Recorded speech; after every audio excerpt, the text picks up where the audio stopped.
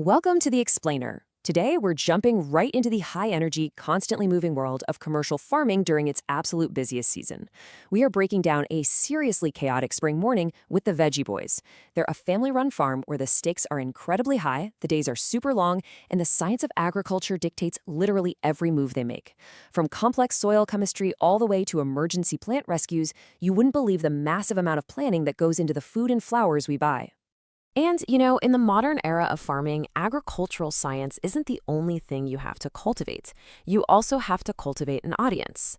As Andrew from the Veggie Boys so wittily puts it, we can grow a lot of stuff on the farm, but one thing we can't grow is this channel without your help.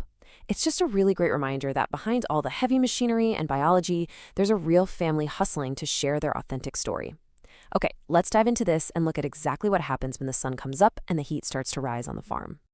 When we say farm mornings are fast-paced, we really mean it's a race against the thermometer. Before the sun fully peaks and those greenhouse temperatures just absolutely skyrocket, there is a massive checklist of morning chores that has to be knocked out.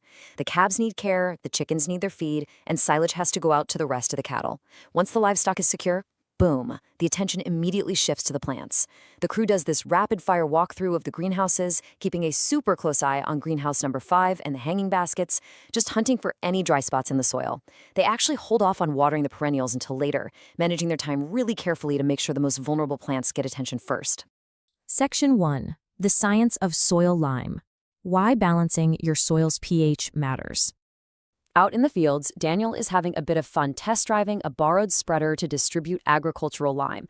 I mean, new equipment is always fun, right? But this is actually a really fundamental operation because agricultural lime is a soil additive specifically used to balance soil pH and reduce acidity. But why does that actually matter? Well, think of it like this. If your soil is too acidic, it acts like a giant locked vault, keeping away all the nutrients that plants desperately need. You could literally have the richest, most nutrient-dense dirt in the world, but if the pH level is too acidic, your plants physically can't access their food. So the lime is absolutely crucial because it acts as the key to unlock that vault. Let's move to and see how this builds into a chemical chain reaction. Step 1. The lime gets spread across the fields to raise the soil's pH level, knocking down that high acidity. Step 2, all those trapped, inaccessible nutrients in the soil are finally unlocked and made available to the plant's roots. And Step 3, any added fertilizer or manure the farmers put down becomes fully effective. This means the plants get way better access to vital elements like nitrogen, potassium, and phosphorus.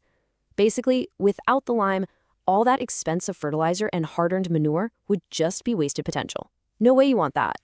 Now, you might be thinking this is only for massive commercial farms, but actually scratch that. This applies directly to your backyard too.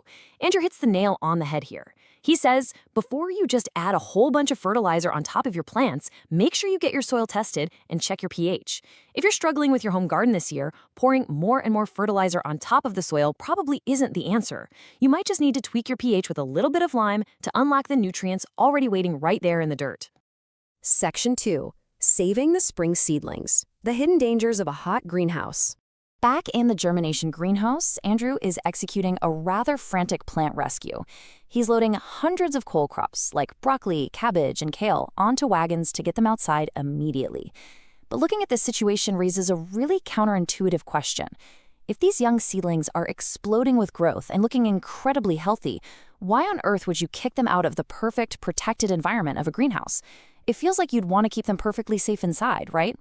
Well, the answer lies in understanding how plants react to extreme environmental stress. And this brilliantly illustrates the difference between ideal growth and totally dangerous growth. In a germination greenhouse, young seedlings are showered with warmth and intense sunlight. But if left in there too long as the temperatures spike, the plants panic. They rapidly stretch upwards toward the sunlight in a biological process called etiolation. The result is what farmers call a leggy plant. A healthy plant has a strong, thick stem and controlled growth, making it tough against the wind. But a heat-stressed leggy plant, it's tall and incredibly weak. The second you take that leggy plant outside, a stiff breeze will snap the stem right in half, completely destroying your crop. But snapping in the wind isn't even the only danger here. Extreme greenhouse heat triggers a whole cascade of failures within the plant's biology. Roots absolutely despise extreme heat. If the growing medium gets too warm, root development slows to a crawl, or they just die off completely. And since roots are the lifeblood of the plant, the only way it pulls in moisture and nutrients, dead roots literally mean a dead plant. On top of that, extreme heat combined with shifting humidity can cause leaf scorching, where the leaves curl up and turn yellow or brown at the edges.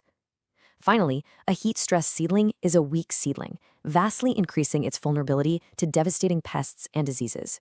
So to prevent all this destruction, the farm utilizes a vital agricultural technique called hardening off. Hardening off is the process of slowly exposing indoor plants to outdoor conditions to build their physical resilience before they are permanently planted in the ground. The Veggie Boys never, ever move a plant straight from the cozy germination greenhouse directly into the harsh soil of a field. Instead, they transition them. In this case, Andrew is moving all those cole crops onto metal wagons or pushing them into greenhouse number 5, which runs much cooler. It acts as the perfect stepping stone to the real world.